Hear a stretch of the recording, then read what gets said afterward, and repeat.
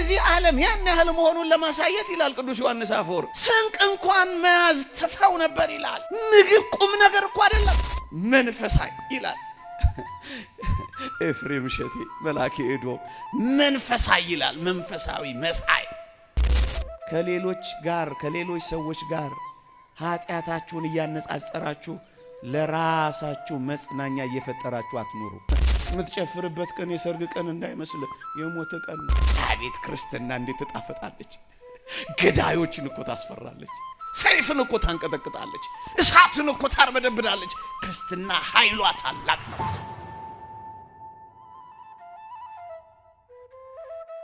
እኛ እኮ አበባ የተነሰነሰላቸው ሙሽሮች ነው የምንድረው።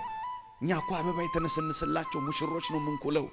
ይሄ ሙሽራ ግን አበባ አይደለም የተነሰነሰለት። እናስ ምንድነው ካላችሁ ሆይ አክሊል የሚለው እዚህ ጋር ኮር የሾህ አክሊል ነው። አበባው ተራገፈና የሾህ አክሊሉ ተተከለበት። እንዲህ አይነት ሙሽራ ነው የሚያፈቅር ወገኔ። የክብር አክሊል ይደፋልን ዘንድ የሾህ አክሊል የደፋልን ሙሽራ ዓለም አይታታውቅ መኑ ዘረ የመራዌ እንዲህ አይነት ሙሽራ ነው የሚያፈቅረን። ይሄን ሁሉ እኮ ምደክመው ይሄን ሙሽራ ኑና እዩ ለማለት እኮ ነው። ውጡ ለማለት እኮ ነው። አውደዱት፣ አፍቅሩት። እሱን በመውደድና በማፍቀር ለዓለም ይሉኝታ ይዛችሁ እፈሩት። ፍቅር እኮ ይሉኝታ ያስይዛል። ምንድነው ይሉኝታ አሊዝ ያለን? በጣም መፈቀር እኮ ልብ ያደክማል። ተወዳችሁ ተፈቅራችሁ እኮ ልባችሁ ደክሞ ያውቅ። ይሄን ያህል ያፈቀረን ለኃጢአት ይሉኝታ እንኳን አልያዘንም። በኃጢአት ላይ የሚወደኝ የሚያፈቅረኝ አለ እንዴ!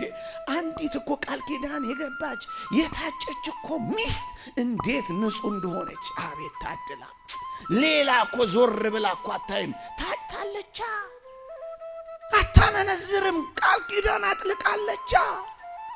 እኛ እንደዚህ ሆነን በኃጢአት ልናመነዝርበት ልናስቀናው ይገባል። ሙሽራችን እስከ መቼ አስቀንተሽው እንዴ? እኛ በጣም ውብ ልብስ ያላቸው ሙሽሮችን ድረናል፣ ኩለናል። ያማረ ልብስ የለበሱ ጌጠኛ ልብስ ያሸበረቁ ሙሽሮችን ድረናል፣ ኩለናል። ሰይ ጥሩ ነው። እንዲህ አይነት ሙሽራ ግን በእርግጠኝነት አታውቁም። እርቃኑን የተሞሸረ ሙሽራ። እንደውም ነብዩ ኢሳይያስ እንዲህ ብዬ ጠየቅኩት ይላል። ልብስ ስለምን ቀላ ብዬ ጠየቅኩት ይላል ሙሽራው። እሱም እንዲህ ብሎ መለሰልኝ ይላል። የወይን መጥመቂያውን ብቻዬን ረግጫለሁ አለኝ ይላል። የወይን መጥመቂያው የሚጠምቁ ሰዎች ልብሳቸው ላይ የወይን መጥመቂያው ሲጠምቁ ወይኑ ስለሚረጭባቸው ቀይ ነው የሚሆነው። ልክ እንደዚሁ ደም የራሰ ልብስ ያለው በደም በራሰ ልብስ የተሞሸረ እርቃኑን የተሞሸረ ሙሽራ አይታችሁ ታውቃላችሁ? እስኪ ንገሩኝ፣ እስኪ አፋልጉኝ። እንዲህ አይነት ሙሽራ እሱ እርቃኑን ቀርቶ ጌጠኛ ልብስ ያለበሰን የጸጋ ልብስ ያለበሰን ሙሽራ ዓለም አይታ ታውቃለች? አይተሽ ታውቂያለሽ አንቺስ? እንዴ እኛ እኮ ከስር ሚዜዎቹ ሜካፕ የሚያደርጉላቸው ላባቸውን የሚጠርጉላቸው እንደሱ እኮ ነው የምናውቀው። ይሄ ሙሽራ ግን በሞቴ ታውቃላችሁ። አዲስ ነገር አልነግራችሁ፣ በቃላትም ለመራቀቅ እየሞከርኩ እንዳይመስላችሁ አይደለም።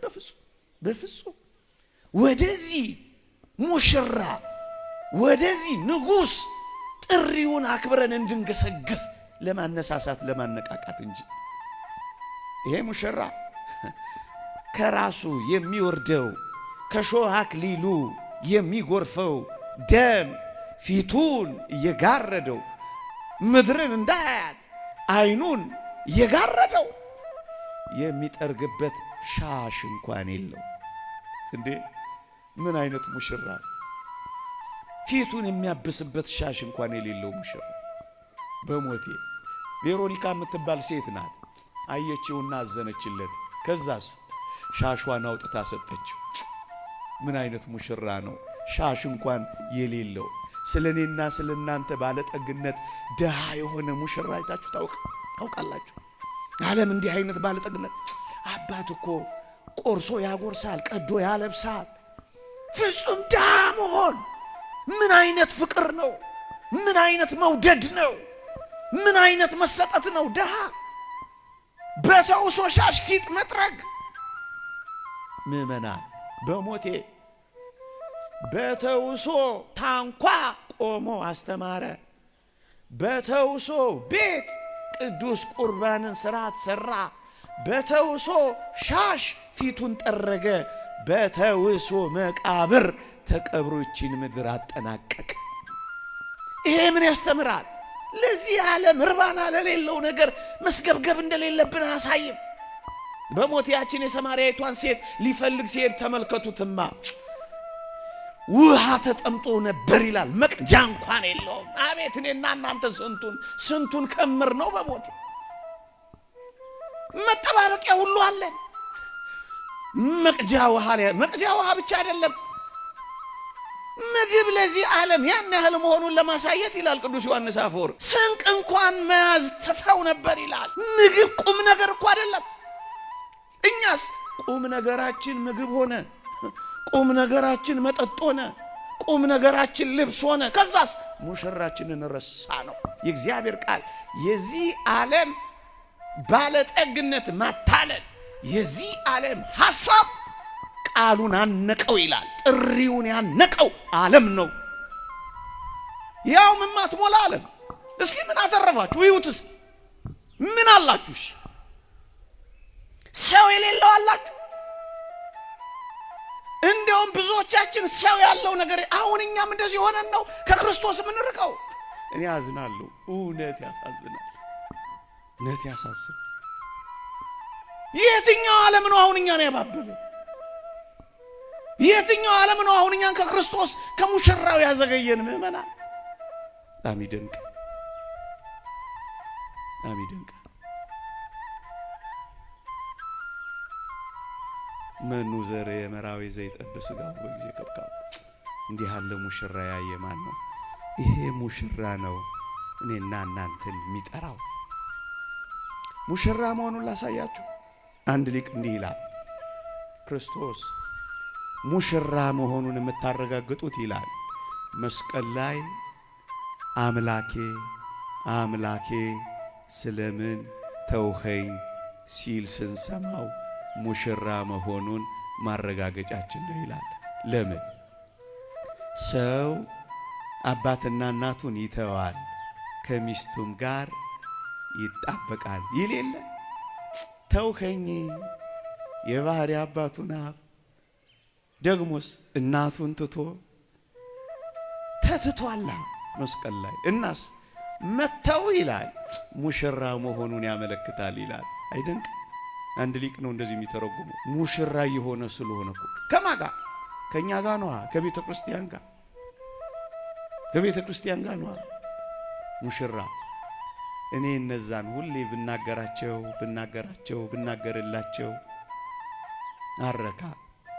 እነዚህ የዛሬ 10 ዓመት በዛ በሊቢያ በረሃ ሰማዕትነት የተቀበሉት ፍቁራን ኢትዮጵያውያን፣ ፍቁራን ግብፃውያን፣ ፍቁራን ኤርትራውያን ክርስቲያኖች ታስታውሳላችሁ? ሙሽሮች እኮ ነው የሆኑት። ይኸውላችሁ እናት አላቸው፣ አባት አላቸው። እንደውም አንደኛው አባቴ ሆይ ሊቢያ ላይ ወርቅ ስሸለም አይቻለሁ ብሎታል አሉ። ወደዚያ ከመሄዱ በፊት ወደ ስደት ከመውጣቱ በፊት ምንድነው የሆነው? በእነሱ ሕይወት ውስጥ ልጆች አላቸው፣ አንዳንዶቹ ሚስት አላቸው፣ አንዳንዶቹ ለሥራ ነው የሚሄዱት። መሃል ላይ ግን በጣም ይገርማል፣ ኢየሱስ ክርስቶስ የሚባል መጣ። ምን አሏቸው? ካዱ አሏቸው። ጣሊያን ትገባላችሁ፣ ካዱ። የምትፈልጉት ቦታ ትደርሳላችሁ፣ ካዱ አሏቸው። አቤት እንዴት ይደንቃል! ምናልባት እነዚህ ሰዎች እኮ አንድ ቀን ቅዳሴ ያስቀድሰው ላያውቁ ይችላሉ። ምናልባት አንድ ቀን ጉባኤ ተካፍለው ላያውቁ ይችላሉ። ምናልባት አንድ ቀን መዝሙር ዘምረው ላያውቁ ይችላሉ። ምናልባት አንድ ቀን ቆርበው ላያውቁ ይችላሉ ካደጉ በኋላ። ግንስ በልባቸው ግን ታትሟል። ማተባችሁን በጥሱ ሲሏቸው ተፍጻሜተ ሰማዕት ጴጥሮስ እንዳለው አንገቴንም ጨምራችሁ ውሰዱት እንዳለው ሙሽራ ሆኑለት። አብረው ወጡለታ፣ ተሞሸሩለታ። እንዴት ይደንቃል! እነዚህን ልጆች እስኪዋቸው ጣሊያን ሄደው ልጆቻቸውን ቢያኖሩ አይሻልም? ጣሊያን ሄደው የጎደላቸውን ነገር ቢሞሉ አይሻልም? አውሮፓ ገብተው ቢመሰነሱ አይሻልም? ከመንግስተ ሰማያት ግን አትበልጥ። የሚኖርለት ትውልድ አለ፣ ከክርስቶስ ግን አይበልጥ። ምንድነው የበለጠብን ምእመናን? ተው፣ የበጉ ሰርግ ቀን እየደረሰ ነው። እደግመዋለሁ፣ የበጉ ሰርግ ቀን እየደረሰ ሊሆን ያለውም እየሆነ ነው። የተበተነው ኃይል መሰብሰብ በጨረሰ ጊዜ ፍጻሜ ይሆናል ይላል እግዚአብሔር ቃል። ትንቢተ ዳንኤል ምዕራፍ 7 አንብቡት። የተበተነው ኃይል መሰብሰብ እየጨረሰ ነው። ማን ነው እሱ? አይሁድ ናቸው። ተበትነው ነበር፣ መሰብሰብ እየጨረሱ ነው። የተበተነው ኃይል መሰብሰብ በጨረሰ ጊዜ ፍጻሜ ይሆናል። ሶስተኛውም ጦርነት አለሁ ይላል። እየሰማችሁ ነው። የበጉ ሰርግ ቀን እየደረሰ ነው። አስቀድሳችሁ ብቻ አትሂዱ። ምክንያት ብቻ ሲደረድሩ አትኑሩ።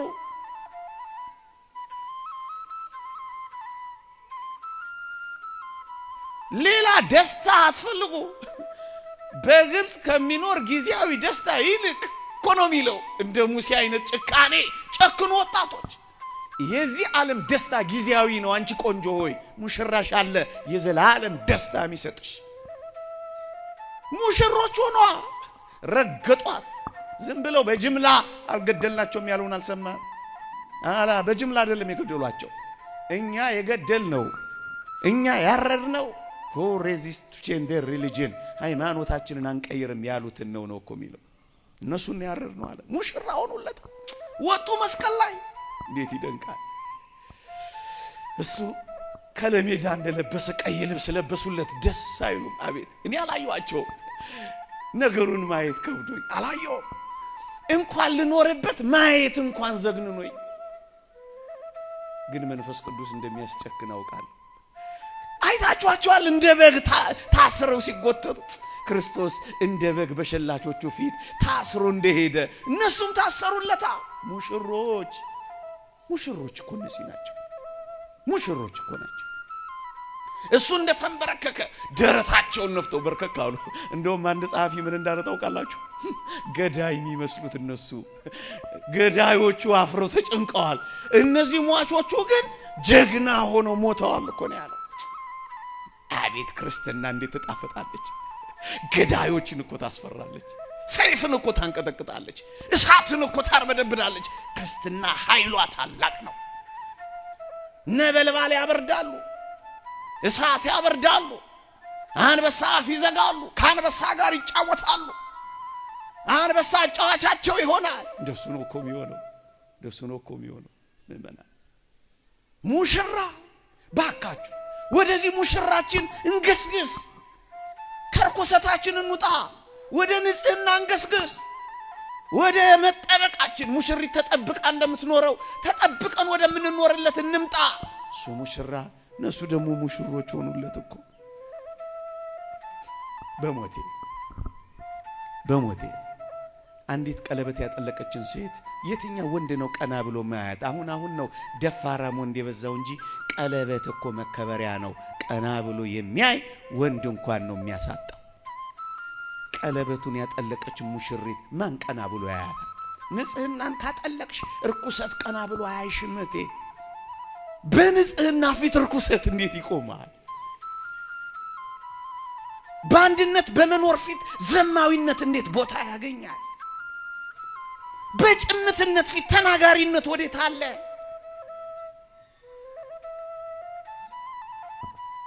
በሰጪነት ፊት ሌብነት ይኖራል ብለህ ታስባለህ? ይኮሰምናል እኮ ይኮሰምናል። ነውር አይገኝም፣ ያፍራል። ሙሽራ ስንሆን እኮ እንደዚህ ነው። በጣም ለሙሽራችን ነው የምንኖረው። በቃ ባላለኝ የምትል ሴት ማንንም ቀና ብላ እንዳታይ ያልኳችሁ እሱን ነው። ደግሞ ዲያብሎስ እኮ ቀና ብሎ እኮ አያይም። ቀለበት ያጠለቀችን መስቀል የተሸከመችን ክርስቲያን እኮ አያያትም። እኛ እኮ እንደ ነገሩ ሆነን እኮ ነው የሚጎነትለን። አለፍ ገደም ሲል የሚጠልዘን ለምን እንደሆነ ታውቃለህ? አልተመረኮዝነውም። በትርና ምርኩዝህ እነርሱ ያጽናኑኛል። መጽናኛችንን በካልቾ ጥለናል። የእንደ ነገሩ ሰዎች ሆነናል። ወይ ክርስቲያን አልሆን ወይ ደግሞ ሌላ አልሆን፣ በሁለቱ መካከል የምንዋለን። ወይ አልጨከን እንደ ሴትዮዋ ነግሬያችሁ እንደሆነ አላውቅም። ከዕለታት አንድ ቀን መጥቼ ነግሬያችሁ እንደሆነ አላውቅም፣ ግን አይገርም ባል ሞተባቸው አሉ ሴትዮዋ። እንዲህ አይነት ሐሳብ ሲመጣ ትዝ ይሉኛል እኚህ ሴትዮ። ባል ሲሞትባቸው ጸጉራቸውን ተላጩት አሉ። የተላጩት እንደ እንደወጣ ግማሹን ተላጩት፣ ግማሹን አሳደጉት። ባል ሞቷቸው እኮ ነው። እንዲህ አይነት አለጫጨት እናንተም አይታችሁ እንደማታውቁ ተስፋ አደርጋለሁ። እኔ ነገርኳችሁ እንጂ ሲያንቀዠቅዠኝ በጠዋቱ ይሄን አሳደጉት፣ ይሄን ተላጩት። ምን አይነት አለጫጨት ነው? ሰፈሩ ጉድ አለ። ድርተኛው ተጨነቀ። ቆይ ሰልስት ይለፍ ጉድዋን ነው የምናፈላውን ጠይቃታለን ብለው ሄዱና በሰልስቶ ምን ሆነሽ ነው እንደዚህ ግን የተላጨሽው እንደዚህ የተቆረጥሽው አሏት አሉ። ሴትዮይቱ ምን አለች አሉ። ምን ላርግ ባሌ ቢሞት ባዘን ተላጨሁት አለች አሉ። የተላጨችውን ክፍል እየነካች ምን ላርግ ልብ ያልቆርጥ ብሎኝ ባል ባገኝ ብዬ አሳደግኩት አለች አሉ። ያው ሳቅሻለ ልብ አልቆርጥ ብሎ እኮ ነው አሁን እዚህ የምንሰብከው። ልቡ የቆረጠ ክርስቲያን ነው ኃጢአትን እምቢ የሚል መንፈሳይ ይላል ኤፍሬም እሸቴ መላኬ ኤዶም። መንፈሳይ ይላል። መንፈሳዊ መሳይ አስመሳይ እንደማለት ነው።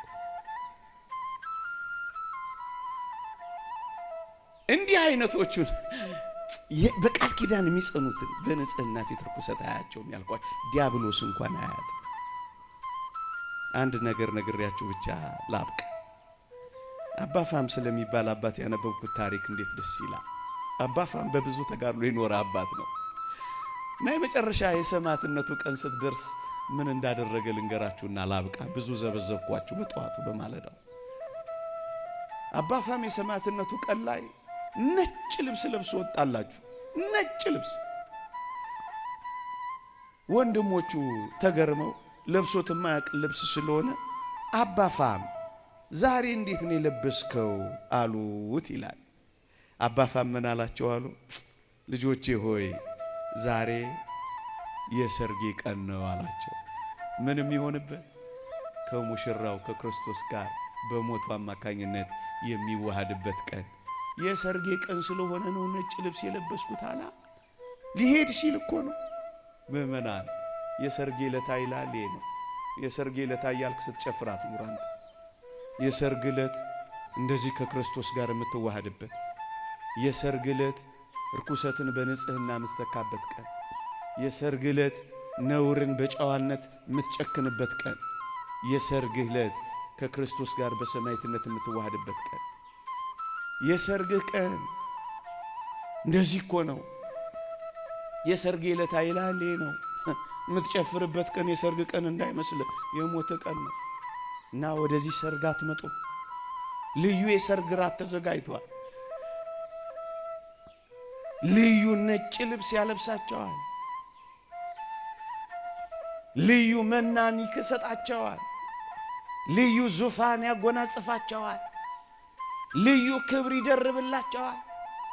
የዚህ ዓለም ሰርግ ምናልባት ጥቂት ቀን ደስታ፣ ብዙ ቀን ለቅሶ ሊሆን ይችላል ወገኔ። ይሄ ሰርግ ግን ለቅሶ የሌለበት ሳቅ ብቻ ነው። ሐዘን የሌለበት ደስታ ብቻ ነው። ማጣት የሌለበት ማግኘት ብቻ ነው። ማፈር የሌለበት መክበር ብቻ ነው። ማቀርቀር የሌለበት ቀና ማለት ብቻ ነው። አቤት ያ ሰርግ ምን ሊሆን እንደሚችል አስቡ። በእኔና በእናንተ በምድር ባሉ ሰዎች መካከል ያለው ሰርግ ምንኛ አስደሳች ነው። ምንኛ የሚያረካ ነው። የሰማዩ ሰርግማ ምን ሊሆን ይችል ይሆን? እንጃ።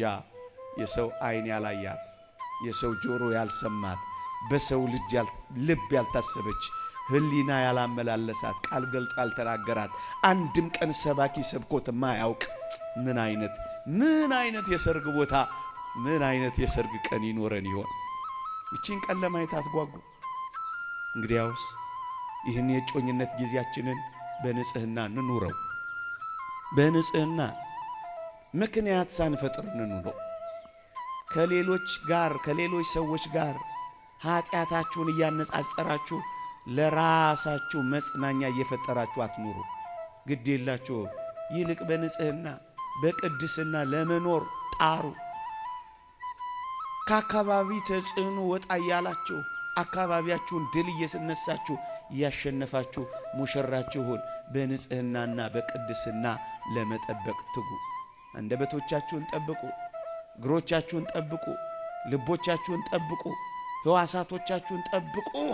እዚህ ቤት ሆናችሁ ቀና ብላችሁ ያያችሁ ሁሉ ጊዜ ሙሽራችንን እንጠብቅ። እናንተን እንደ አንዲት ንጽሕት ድንግል ለአንድ ወንድ ለክርስቶስ ላቀርብ አጭቻችኋለሁ ይላል መጽሐፍ ቅዱስ። ሲጀምር በሰርግ ነው የጀመረው። ታውቃላችሁ፣ ብዙ ተባዙ ምድርንም ሙሏት ብሎ በሰርግ ነው የጀመረው። ጌታ በአዲስ ኪዳን ወንጌልን ሲጀምር በቃና ዘገሊላ ሰርጉን ባርኮ ነው የጀመረው። ጌታ ይሄን ዓለም አጠናቆ ሲሄድ በቀራንዮ አደባባይ ላይ ሰርግ አድርጎ ጨርሶ ነው የሄደው። እቺ ዓለም የመጨረሻዋ መጠናቀቂያ የሚሆነው በሰርግ ነው። ከዚህ ሰርግ ውጭ መጽሐፍ ቅዱስ ሌላ ሐሳብ የለው።